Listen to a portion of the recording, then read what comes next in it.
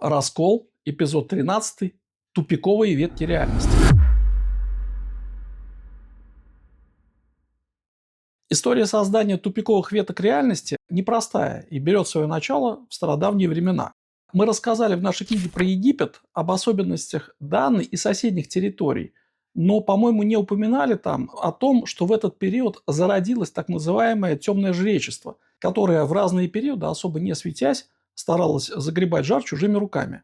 Это непосредственно отразилось и на нашей территории, на территории Руси.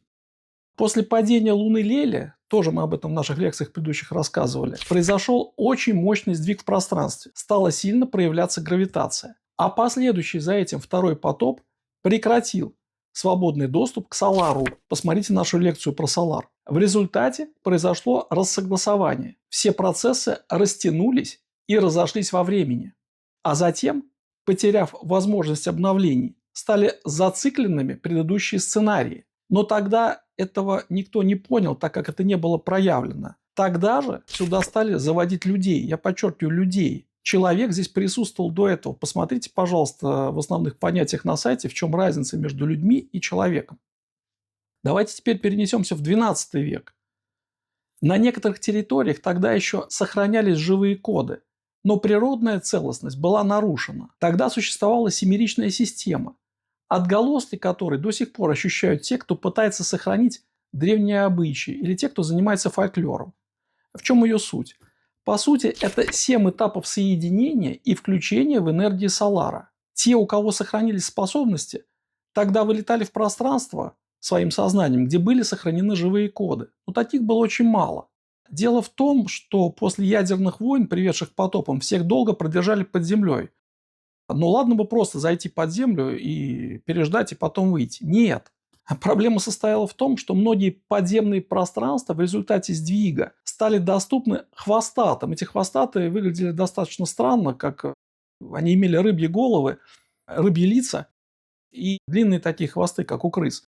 Так вот, получив контроль над этими пространствами, они вводили заходивших туда наших в оцепенение, выдавливали из них живые кристаллы любыми способами и затирали память. Эти кристаллы они использовали для себя, чтобы поддержать состояние среды, чтобы это состояние среды напоминало криокамеры. Если кто-то когда-нибудь бывал в криокамерах, то он может сравнить вот это вот воздействие и вот эту вот среду. Это очень интересный эффект. Следствием этого для людей стало разрушение внутренних структур.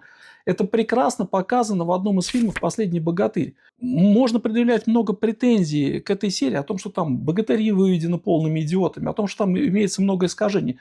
Но какие-то моменты они показали очень точно. Вот в частности, этот морок, это затмение, когда все лежат с белыми глазами и в одной реальности, а в другой реальности они как будто бы живут, но это иллюзорная жизнь. Вот прекрасно показано, я считаю. Дальше. Когда изменилось кристаллическое поле Земли, изменилось и пространство обитания человека, изменились химические элементы. Раньше на чистых кристаллах из Земли распускались кристаллические цветы. Эти кристаллические цветы, они растворялись в воздухе и создавали ту самую эфирную составляющую, о которой мы говорим. После того, как многие кристаллические пространства, а особенно на Урале, это ключевой регион для них, были взяты под контроль, единое сознание раскололось, обновления перестали поступать. Раньше человек был способен взаимодействовать с атмосферным электричеством, и для него вот эти микротоковые разряды, которые возникали, они были по ощущениям подобны, знаете, вот есть такая процедура Дарсенваль. Так вот, когда потрескивает и бегают такие вот разрядики. Так вот, эти разрядики, они ходили между центрами головы, между вот этой вот короной, да, или кроной. Это очень хорошо показано в опытах Тесла.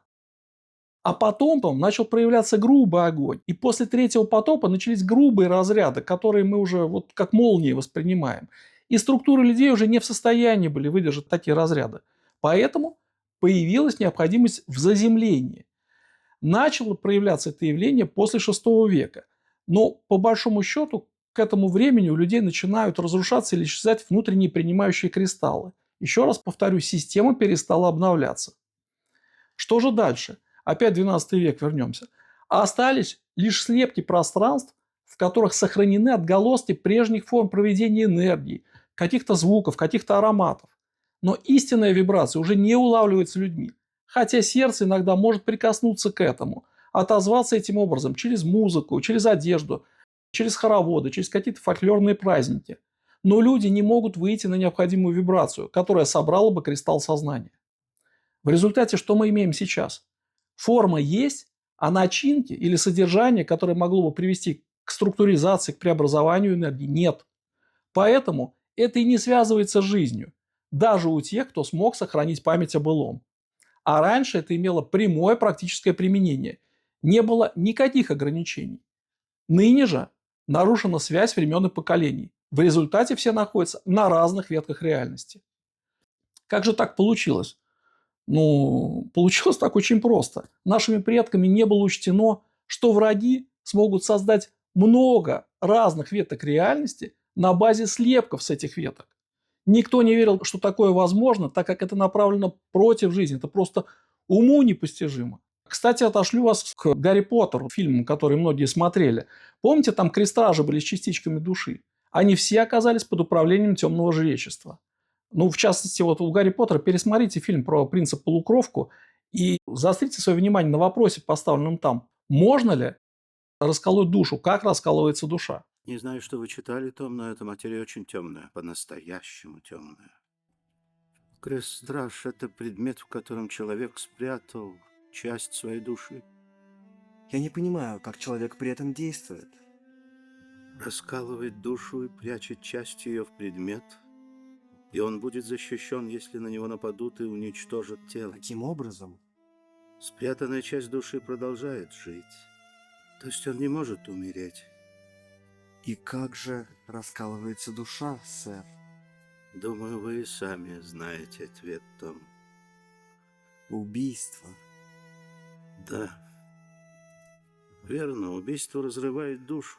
Это преступление против природы.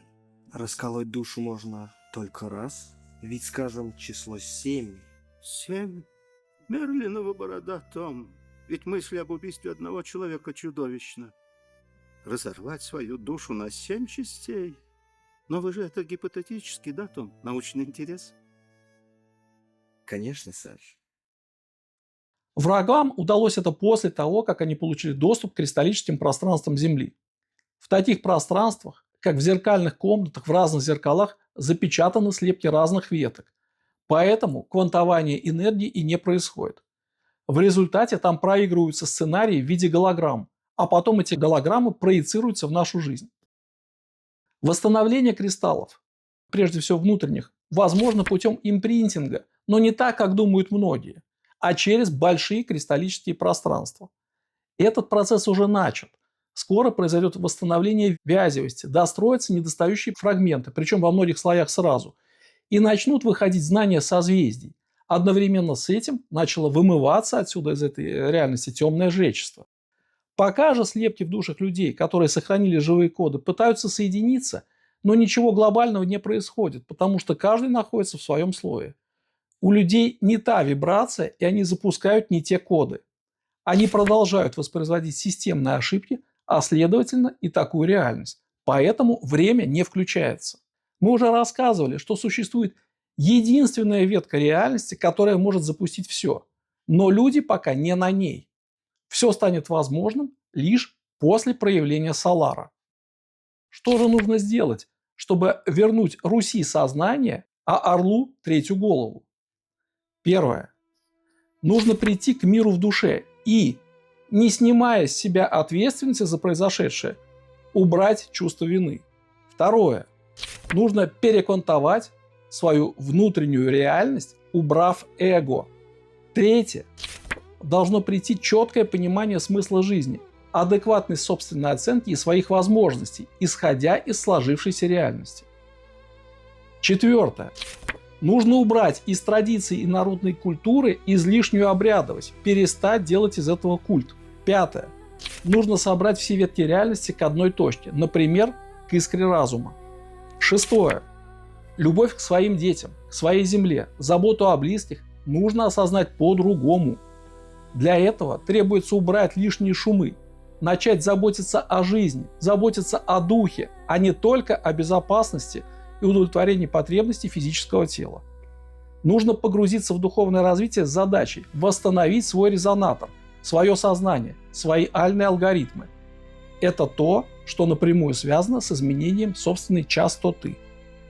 Седьмое. Нужно отказаться от постоянных переживаний о смерти. И своей смерти, и смерти своих близких, и смерти Земли. Восьмое. Не следует воспринимать себя единственной неповторимой уникальной снежинкой. Ты просто свет. И твоя задача – проводить чисто. Это не какое-то деяние или миссия, за которую тебе поставят памятник, а ежедневный рутинный труд, который эффективен только в том случае, если не превалирует эго и если есть бескорыстие. Девятое. В результате этой деятельности должен проявиться эфир. А до этого, возможно, придется осуществить очень много подходов и зачастую неудачных. А теперь несколько практических рекомендаций для тех, кто хотел бы найти своих и объединиться с ними. Здесь нужно отметить, что соединиться могут не все, а только равные духом, да и нет задачи соединять всех. При слиянии полей разных людей или разных групп это происходит не путем добавления одного к другому, а из глубины. Что значит из глубины? Первое. Должна быть готовность человека точно проявиться во времени. Второе. Не должно быть искусственного выделения, выпячивания себя и своих заслуг. Нужно вести себя скромнее, сейчас не время уникальных снежинок. И третье. Не должно быть уверенности в своей непогрешимости. Требуется адекватная собственная оценка и желание слышать других. Тогда есть шанс, что у нас все получится.